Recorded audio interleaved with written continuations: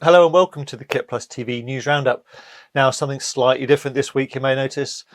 Myself and Matt have been virtually in our studio for the last 12 months or so, but not actually together at any point in time. So when somebody decides to move house, the green screen temporarily becomes out of action, and it's yours truly here to fill you in on the latest news this week. I'd like to say normal service will be resumed next week, but of course it's the KitPlus show in Media City. We'll have more on that later, as well as some exhibitor news. So first up is Shure and their Axion digital wireless system, which continues to serve as the standard for crystal clear audio, RF spectrum stability, workflow control and scalability.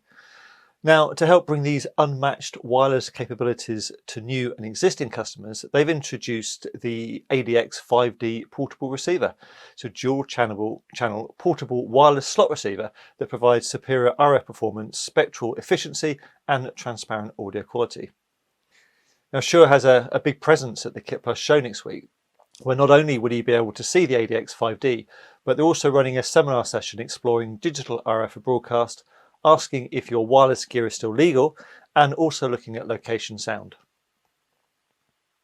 Mo-Sys Engineering is introducing on-set virtual production services for the Los Angeles market. Mo-Sys On-Set VP Services provides an outsourced solution for production companies new to virtual production.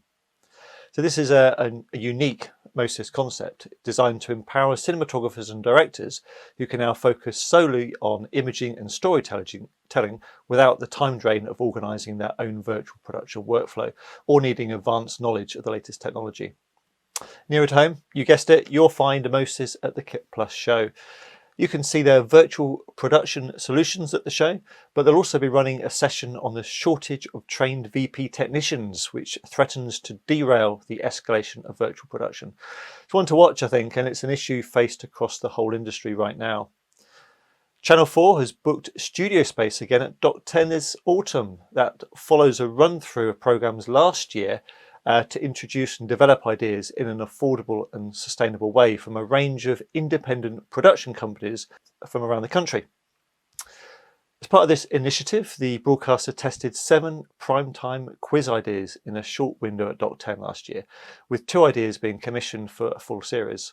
Now, we wouldn't normally cover stories like this, but as it's Dock 10, who just so happened to be right behind the KitPlus show at Media City, and they're actually powering the exhibits. So we thought we'd make an exception this time. So that's enough of KitPlus show plugs for a second, and we're going to go to Cleanfeed. It's a collaboration tool for high definition live audio and recording in your browser. Now, they've announced the latest product feature, aux outputs, and it's designed specifically for the TV, film and broadcast industry. And we're going to head over to MrMXF now to find out more. I know that everyone watching this is probably suffering from Zoom fatigue. Some of you will have used Zoom to record original content. I know I have. And Zoom kind of works for recording original video if you're careful. But anyone trying to do podcasting or high-quality interviews with multiple participants rapidly finds that they need something with a little bit more, control. I was personally excited with the news that Cleanfeed has announced its browser recording now features aux outputs. I hear you say, we've been doing that for years.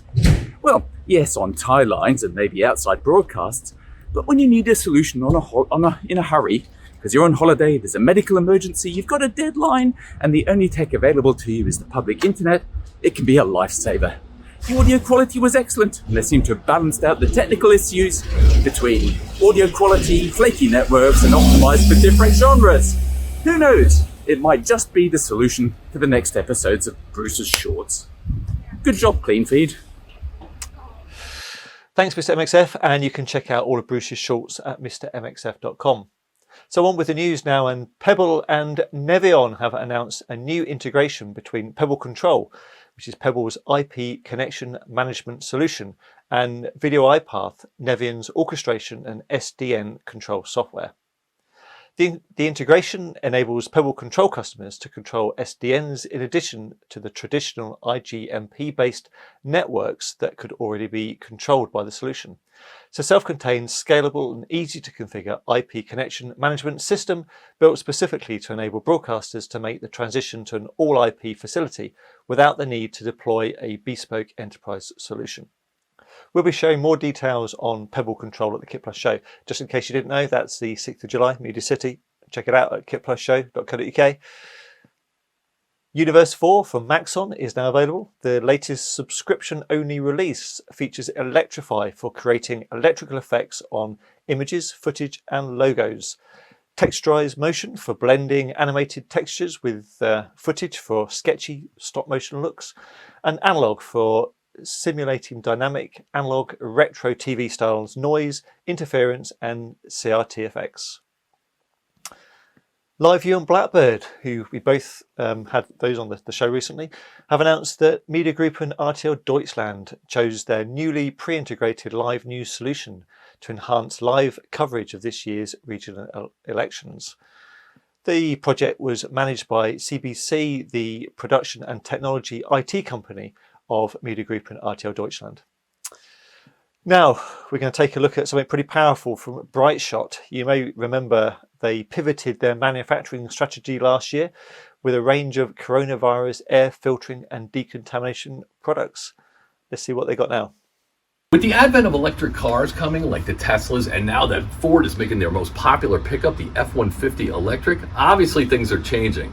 So of course, us at BriteShot, because we can't sit still anyway, have just developed Bright Power. Each one of these batteries is 2.5 kilowatt hours of power, and if you put 4 of them together, you can power over 15 amps for 5.5 hours. Now, I don't care if you're shooting a $350 million feature film or you're lighting your Girl Scout cookie sign, this battery is for you. No noisy generators, no generator ops, no permits, ever. And why? Because it's just a battery. So if one drains out, you just swap it in for a fresh one, and you have power all day long. Clean, silent, and above all, powerful. Call us today.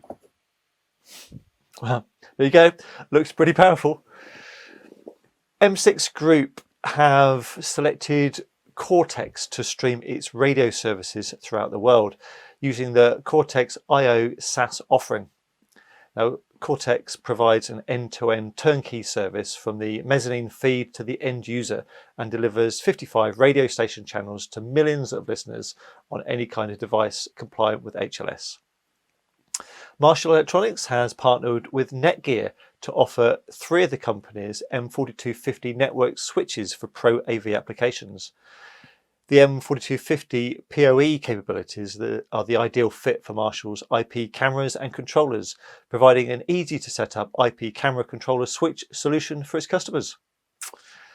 Spectra Logic have announced several enhancements to its award-winning StorCycle Storage Lifecycle Management software. The new features in StorCycle 3.5 allow tiering and protection of cloud data, provide increased protection against ransomware attacks, and boost metadata searchability and accessibility, among other benefits. Dejero and Dazzl have formed a partnership to simplify cloud-based live production and have already delivered their first projects, facilitating uninterrupted coverage of 2 challenging high-profile alpine races. A combination of Dejero's high-quality video contribution technology and Dazzl's cloud-native live video production capabilities were key to ensuring flawless live broadcast coverage of both events in a complex network environment across the Swiss-French border. The latest addition to the Grass Valley portfolio is Playout Express. This new solution enables Playout customers to adapt to rapidly changing audience trends in a quick and easy way through a system that is powerful enough to handle the most demanding channel requirements.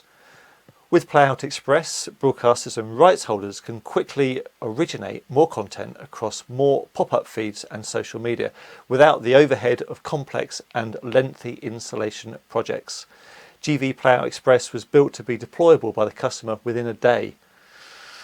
So that's it for this week. Matt will be here next time when we will attempt to get some news from the KitPlus show floor, as exhibitors are setting up.